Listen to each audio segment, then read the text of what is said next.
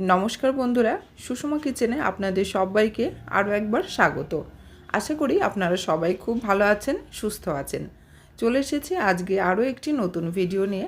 এটা কোনো নতুন ভিডিও নয়, আপনারা অনেকেই জানেন, অনেকেই আপনারা বানিয়ে থাকেন। এটা হচ্ছে সুজির হালুয়া। আমি একটু অন্য রকমভাবে বানাচ্ছি। আমি এই হালুয়াটা আজ দুধ আর খেজুরের গুড় দিয়ে বানাবো। অনেকে আপনারা খেজুরের গুড় ছাড়া বা দুধ ছাড়াও বানিয়ে থাকেন। তো আমি আজ যেভাবে বানাবো, এভাবে যদি আপনারা বানান, একবার এভাবে বানিয়ে দেখলে বুঝতে পারবেন এটার স্বাদ কিন্তু অনেকটাই অন্যরকম হয় আর ভীষণই সুন্দর হয়। আর এই রেসিপিটি বাচ্চা থেকে বড় সকলেই কিন্তু খেতে ভীষণ পছন্দ করে। আজ আমি আমার বাচ্চার জন্য বানাচ্ছি, ওকে স্কুলে টিফিন দেবো বলে। তাহলে চলুন রেসিপিটি দেখতে থাকুন। এখানে আমি বাটিতে সুজি নিয়েছি প্রায় 30 গ্রাম মতো, আর নিয়েছি খেজুরের গুড়ের একটু পাটালি, আছে কয়েকটা কাজু আর কিশমিশ। আর এখানে নিয়েছি হাফ লিটার দুধ আমি জাল দিয়ে নিয়েছি। প্রথমে আমি কড়াই বসিয়ে দেব, আর কড়াইতে দিয়ে দিয়েছি ঘি। এখানে আমি 1 টেবিল চামচ মতো ঘি দিয়েছি। ঘিটা সম্পূর্ণ গলে গেলে দিয়ে দিচ্ছি কাজু আর কিশমিশটাকে আমি প্রথমে ভেজে নেব।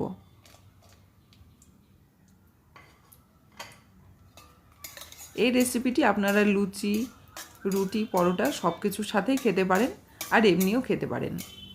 আর বাচ্চারা তো এই রেসিপিটি ভীষণই পছন্দ করে। তো দেখুন আমার কাজু আর কিশমিশটা ভাজা হয়ে গেছে, তুলে নিয়েছি। আর ওই ঘিয়ের মধ্যে আমি সুজিটা দিয়ে দিচ্ছি। সুজিটাকে আমি একটু ভালো করে ভেজে নেব। 2-3 মিনিট মতো আমি ভেজে নেব। খুব বেশি লাল লাল করে ভাজার কোনো দরকার নেই, সামান্য একটু লাল লাল হয়ে গেলেই চলবে।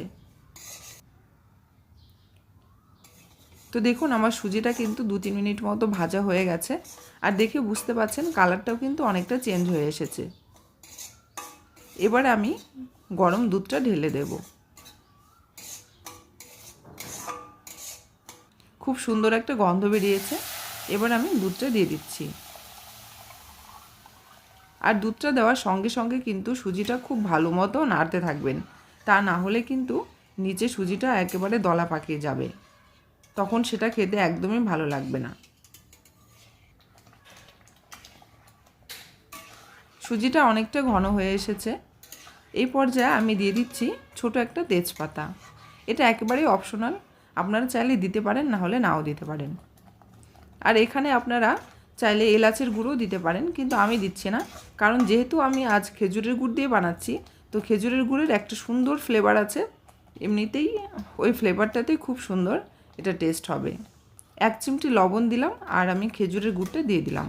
গুড়টা আমি ভেঙে দিইনি, কারণ সুজির সাথে নাড়তে নাড়তে গুড়টা এমনিতেই একটু পরে দেখবেন একেবারে মিশে যাবে।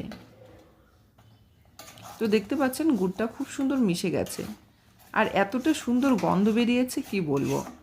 আপনারা যখন নিজেরা বানাবেন তখন বুঝতে পারবেন যে এর কতটা সুন্দর গন্ধ।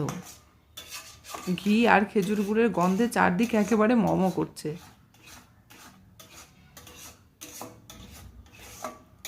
এভাবে কিছুক্ষণ নাড়তে নাড়তে দেখুন খেজুরের গুড়টাও পুরো মিশে গেছে সুজির সাথে। এবার আমি কাজু আর কিশমিশটা দিয়ে দিচ্ছি। কাজু কিশমিশ দিয়েও আমি 2-3 মিনিট মতো ভালো করে নেড়ে চেড়ে মিশিয়ে নেব। আর সুজিটা আমি এর থেকে আর বেশি ঘন করছি না, তার কারণ গরম অবস্থাতে এরকম ঘন আছে, আর জিনিসটা ঠান্ডা হয়ে গেলে না আরও অনেকটা বসে যাবে। তো এবার আমি গ্যাস অফ করে নামিয়ে নেব। আমার আজকে সুজির হালুয়া কিন্তু একদম রেডি হয়ে গেছে। খুব কম সময়ে এই রেসিপিটি হয়ে যায়। আপনারা আপনাদের বাচ্চাদের এভাবে টিফিনে বানিয়ে দেবেন, ওরা কিন্তু খেয়ে খুব খুশি হবে। আমার আজকের রেসিপি যদি আপনাদের ভালো লেগে থাকে তাহলে অবশ্যই একটি লাইক করবেন, কমেন্ট করে জানাবেন কেমন হয়েছে, এবং অবশ্যই আমার চ্যানেলটি সাবস্ক্রাইব করে আমার পাশে থাকবেন, যাতে আমি আরও ভিডিও করার সুযোগ পাই, আরও ভিডিও করার উৎসাহ পাই। নমস্কার।